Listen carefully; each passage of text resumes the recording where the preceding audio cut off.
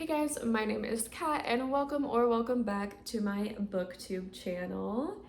Today we are going to be doing a February wrap up and talking about all of the books that I read in February.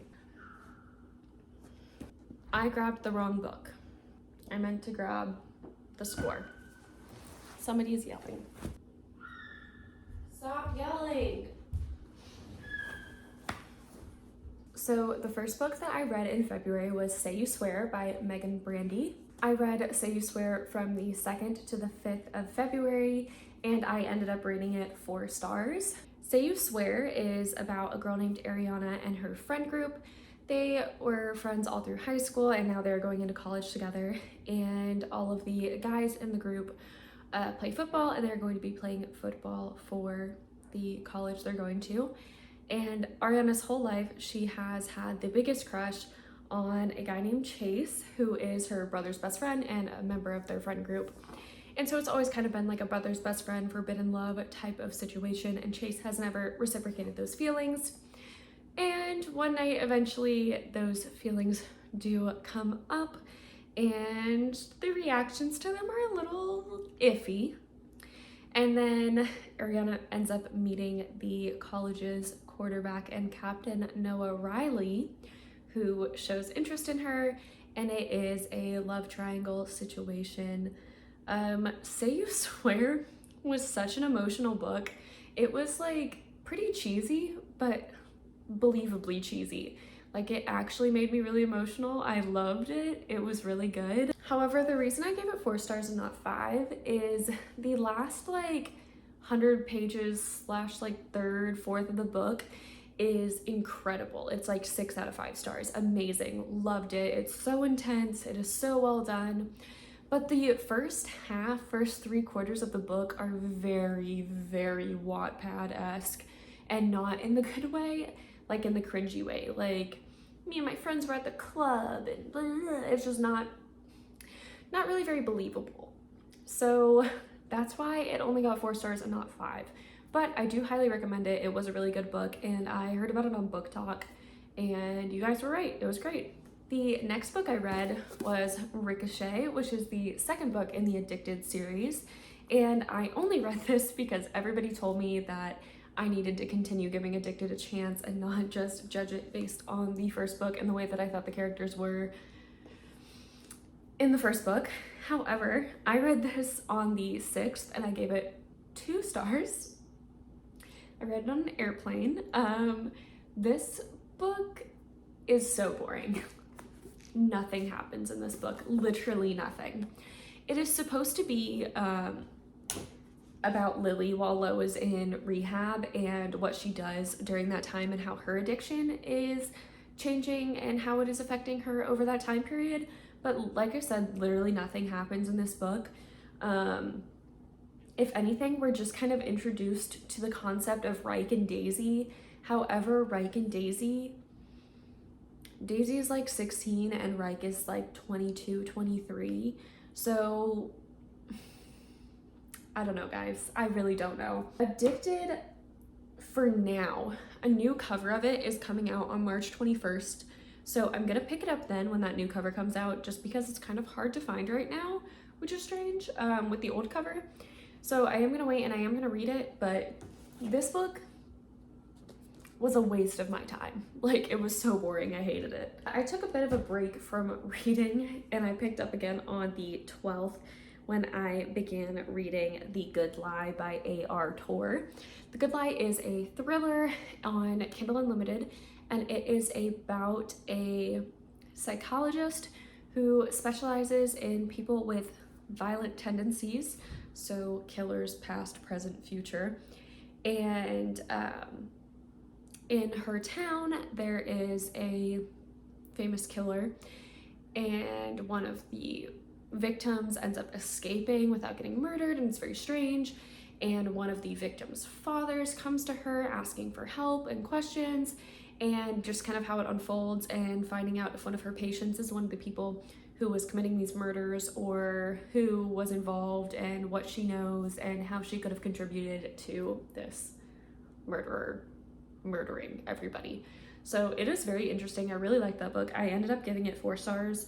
Next, I read Icebreaker, which if you saw in my previous vlog, there was a little bit of me reading it in there. I gave Icebreaker 5 stars and I read it from the 12th to the 16th. I loved this book. It is not at all what I expected it to be. I thought that it was going to be much more wholesome than it is, but Nate Hawkins is officially on my top book boyfriends list. He was incredible. He is so sweet. He is protective without being aggressive and obnoxious. He is so cute. I love a grumpy sunshine situation where the girl is the grumpy one. And I guess, sorry, basically the premise of this book is that Anastasia is a pair figure skater and Nate is the captain of the school's hockey team. And one of the rinks gets like broken into and vandalized, so they end up having to share a rink. And so tensions are a little bit high. Anastasia's like, I hate hockey players. And Nate is like, no, you don't. Let me prove to you that we're good people. And they end up bonding over that. And obviously, you can guess what happens next. But I loved this book. It was so cute. Next up, I read The Score by Elle Kennedy. This was also included in my last reading vlog. The Score follows Dean Hayward de Laurentiis and Allie Hayes. And Allie is Hannah's best friend from The Deal. And Dean is obviously a member of the same hockey team as all the other off-campus book boys. And Dean is known for being a player. Allie just got out of a long-term relationship and they accidentally kind of hook up. Allie wants to avoid the situation and Dean is like, oh my god, I actually really like that girl. And this book is a lot of groveling, a lot of trying to convince her that he's a good guy, and yeah. However, I only gave this book 3.5 stars. I really didn't like Dean. I don't like his type, if you will. And the third act drama that happens in this book is quite a lot. Like a lot. But there are things that Dean does that I just don't think that I could have gotten over. Like if I was Allie, I just don't think that I could have... Hold on. Am I thinking of this as a different book? No, I'm not. If I was Allie, I just don't think that I could have gotten over a lot of the things that Dean did. Like, it was pretty awful.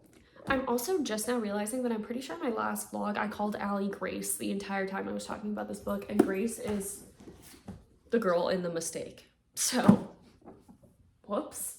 It like really makes Allie mad, that whole situation. Following that, I read One True Loves by Taylor Jenkins Reid. And this book, oh my god, 5 stars. This book follows a girl named Emma who marries her kind of high school sweetheart. And a year after they get married, he disappears. And he's never like declared dead officially, but he is missing.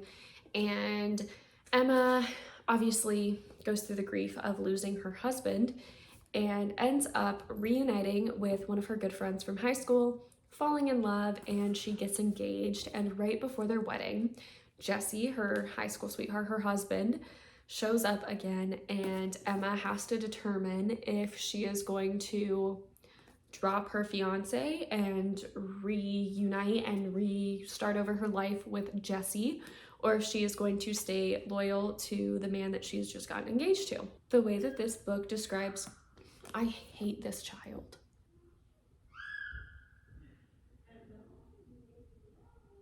The way that this book describes grief is...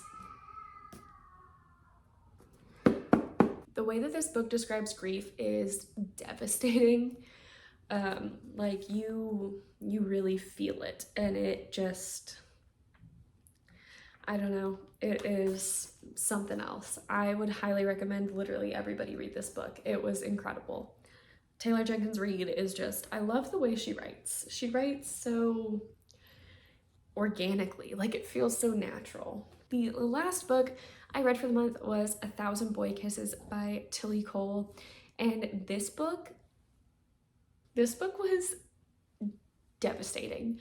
I read it from the 26th to the 28th and I gave it 5 stars. It's hard to really describe this book without giving too much away, but essentially it follows Rune and Poppy, who meet at the age of 5 and determine that they're going to be best friends. And how can I even describe this without saying what happens? Rune moves to Georgia from Switzerland, and that's when Poppy and him meet when they're 5 years old, and they fall in love and become a couple.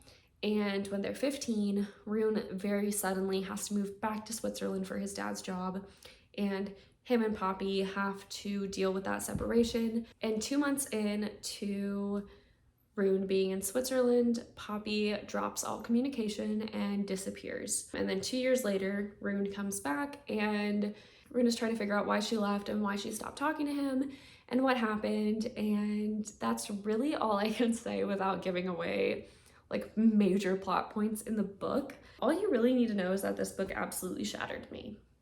Like, shattered me. And I would highly recommend it. It was so good. It was so sad. This book also has the longest chapters ever, like literally 20-minute long chapters. So, and it's on Kindle Unlimited, so hit that up. All right, that was all of the books that I read this February. A few of my stats for the month. So I ended up reading 7 books, which was exactly how many I wanted to read to stay on track. I DNF'd Flock. That's the only book I DNF'd this month. My monthly average was 3.86 stars. And my book of the month was One True Loves by Jenkins Reid. Hope you guys enjoyed this video. If you did, please give it a like and subscribe down below. Let me know what y'all's favorite book of the month was, and if you plan on reading any of these books. Thank you guys so much for watching. I hope you have a great day, and I will see you guys soon. Bye.